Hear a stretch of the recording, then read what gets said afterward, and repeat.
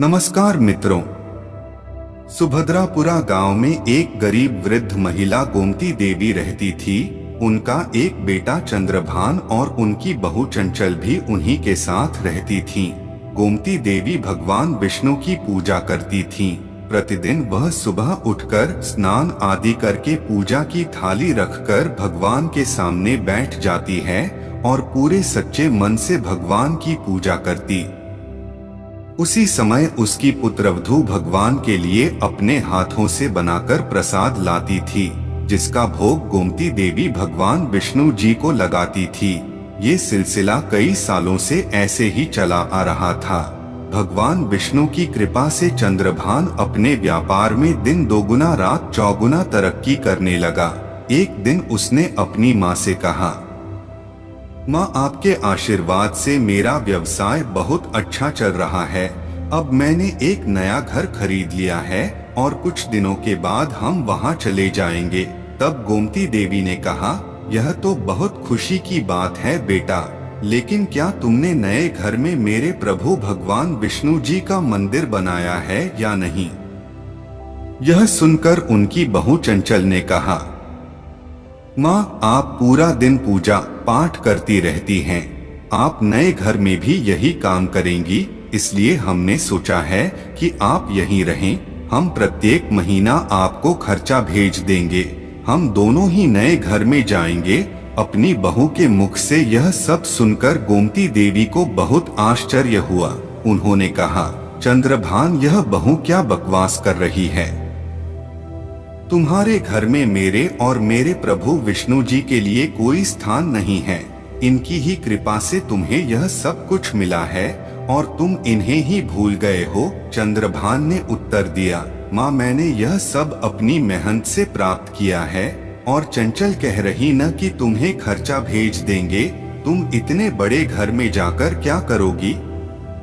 गोमती देवी रोने लगी, लेकिन दोनों बहू बेटों ने उनका साथ छोड़ दिया। उन दोनों के जाने के बाद गोमती देवी दिन रात भगवान विष्णु से प्रार्थना करने लगी, हे भगवान, मेरा बेटा नासमझ है, उसे दंड न दें। एक दिन उसे अपनी गलती का एहसास होगा और वह आपकी शरण में आएगा। उसे माफ कर दें। अगले दिन से गोमती देवी सुबह स्नान आदि करके भगवान के लिए प्रसाद बनाती थीं और भगवान श्री विष्णु जी को भोग लगाकर एवं उनकी पूजा करके प्रसाद ग्रहण करती थीं। एक दिन गोमती देवी घर के बाहर बैठी थीं, तभी उसके पड़ोस की एक महिला वहां आई। गोमती देवी ने उससे कहा, बेटी, मेरे लिए बाजार से कुछ सामान ले आओ, घर का सारा सामान खत्म होने वाला है। महिला ने बाजार से सारा सामान लाकर घर में रख दिया। जाते जाते उस महिला ने गोमती देवी से पूछा, माँ, आपके बेटे चंद्रभान ने अपने नए घर में दावत के लिए पूरे गांव को बुलाया है, क्या उन्होंने आपको नहीं बुलाया? तब गोमती देवी ने उत्तर दिया, जो मेरे प्रभु श्री विष्णु जी का नहीं हो सका, वह मेरा क्या होगा? अब उससे मुझे कोई लेना देना नहीं है। यह सुनकर महिला चली गई। इसी तरह समय बीतता गया। धीरे धीरे गोमती देवी बहुत दुर्बल हो गई। अब उनसे प्रसाद और भोजन नहीं बनता था। बड़ी कठिनाई से वह प्रसाद बनाती और भगवान जी को भोग लगाने के पश्चात स्वयं खाकर तृप्त हो जाती। एक दिन भगवान की पूजा करने के बाद गोमती देवी उनके सामने रोने लगी। रोते हुए वह बोली कि हे भगवान, अब मुझसे आपका प्रसाद नहीं बनाया जाता। मेरा शरीर बहुत दुर्बल हो गया है। कृपया आप मुझे अपनी शरण में बुला ले। अगले दिन गोमती देवी नहाकर भगवान के प्रसाद के लिए हलवा बनाने लगी तो देखा कि आटा खत्म हो गया है। उसने देखा कि वहाँ कुछ गेहूं पड़ा हुआ है। वह गेहूं लेकर चक्की के पास पीसने बैठ गई, लेकिन कमजोरी के कारण वह चक्की चला ही नहीं सकी। यह देखकर उनकी आंखों से आंसू आ गए। उन्होंने कहा, प्रभु, आज मेरा शरीर मेरा साथ नहीं दे रहा। मेरा नियम टूट जाएगा। मैं नहीं देख सकता कि मेरे प्रभु भूखे हैं। मुझे शक्ति दे प्रभु, ताकि मैं आपका भोग बना सकूं। यह कहकर उसने दोबारा प्रयास किया, लेकिन चक्की नहीं घूम रही थी। एक बार और कोशिश करने के बाद वह हार गई और रोने लगी। तभी पूरा घर नीले प्रकाश से भर गया और उन्होंने स्वयं भगवान श्री विष्णु जी को चक्की चलाते हुए देखा। यह देखकर गोमती देवी आश्चर्यचकित हो गई। तब भगवान ने कहा, माँ तुम क्या देख रही हो? मुझे भूख लग रही है, इसमें गेहूं डाल दो। गोमती देवी को होश नहीं था। वह रोते हुए चक्की में गेहूं डाल रही थी और भगवान विष्णु गेहूं पीस रहे थे। जब गोमती देवी को होश आया तो वह भगवान के चरणों में गिर पड़ी। भगवान ने कहा, आज तुम्हारी तपस्या सफल हुई, जो मांगना हो मांग लो। गोमती देवी ने बहुत ही सहज भाव से कहा, मुझे अपने चरणों में स्थान दे दीजिए प्रभु, मुझे और कुछ नहीं चाहिए।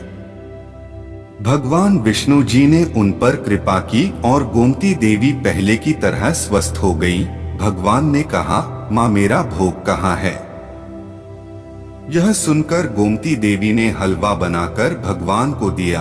भगवान विष्णु जी ने बैठकर हलवा खाया और कहा, माँ तुम्हारी भोग से मेरा हृदय भर गया है। अब इस संसार में तुम्हारा कुछ ही समय शेष बचा है, उसके बाद तुम्हें स्वर्ग की प्राप्ति होगी। आज से तुम्हें यहाँ कोई कष्ट नहीं होगा। यह कहकर भगवान अंतर्ध्यान हो गए। भगवान विष्णु जी के जाने के बाद वह छोटा सा घर सुंदर महल बन गया और उसमें अन्न तथा धन का ढेर लग गया। ईश्वर की कृपा से नौकर घर के सारे काम करने लगे। इस बात की जानकारी किसी तरह गोमती देवी की पुत्र और बहू को पता चल गई। भगवान विष्णु के अपने माँ के घर में आने की बात सुनकर चंद्रभान और चंचल रोते हुए आए और माता के चरणों में गिर पड़े। गोमती देवी ने उन्हें क्षमा कर दिया और वे सभी मिलकर भगवान विष्णु जी की स्तुति करने लगे। मेरे प्यारे मित्रों, यही थी भगवान विष्णु के द्वारा चक्की चलाने की कथा।